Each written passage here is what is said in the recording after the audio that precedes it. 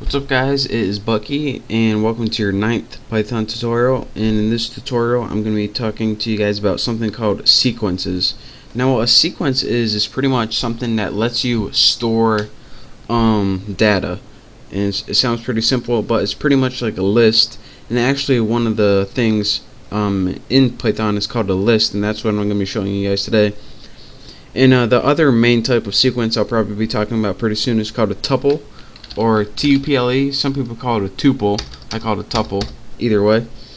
But let me show you guys how to make a list so you guys actually know what I'm talking about. Now, to make a list in Python, first of all you have to give it a name, and I'm going to name mine family. Next, you make an equal sign, and in square brackets you add all of your elements of the list.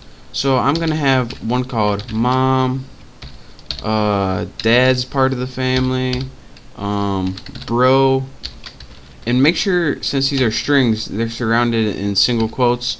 What else can we add? Sis, and let's add one more, dog.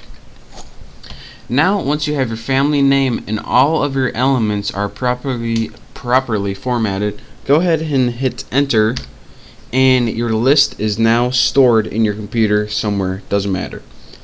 Now another thing that you need to take note of is once you create your list, Python automatically numbers every single element in your list, and they're numbered kind of weird, so listen closely. Unlike the first one being 1 and the second one being 2, what your computer does is, since it loves zeros and ones, it starts all of these out at 0. So mom is 0, dad is 1, bro 2, 3, 4. So even though there are 5 elements in the list, they're numbered 0 through 4. And why is this useful? Because you can access each individual member of your list or element of your list by something called indexing. So if you go ahead and type the name of your list, then type the index number and press enter, it's going to show you that member of your list or that element. So why did sis pop up when we put family 3? Again, this was mom 0, 1, 2, 3. So sis was the third element, so that's how you access that. Now you can do this with any of your elements. And another thing that they did was, once you have lists that were so long, it was kind of difficult for Python or for you to count all the way to the end of the list. So they made it easier to count from the end of the list backwards, if you think that you can do that easier. Now, unlike what you would usually think, instead of this being 0, the last element in your list is -1, and then it goes on -2, -3, -4, -5.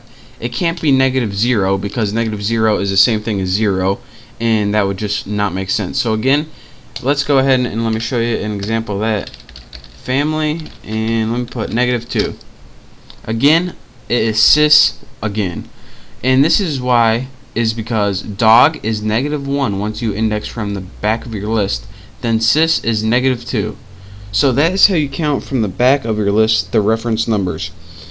And so that is how you make a simple list, and each element in your list is automatically assigned 2 values.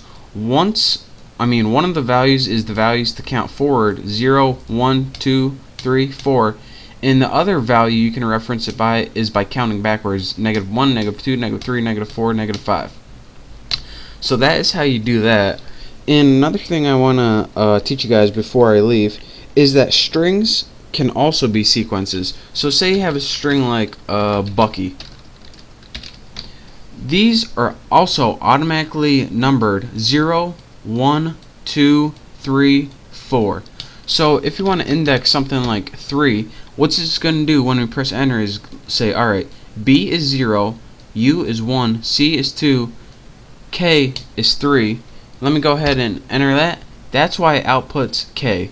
So again, not only a list, but also strings you can index to pick out certain values. So that is your quick tutorial on sequences and lists. In the next tutorial, I'm going to be showing you something really cool, so you're going to want to pay attention to that. Again, don't forget to subscribe if you like these tutorials, and I guess that's all I have for this tutorial. So thank you, and I'll see you next time.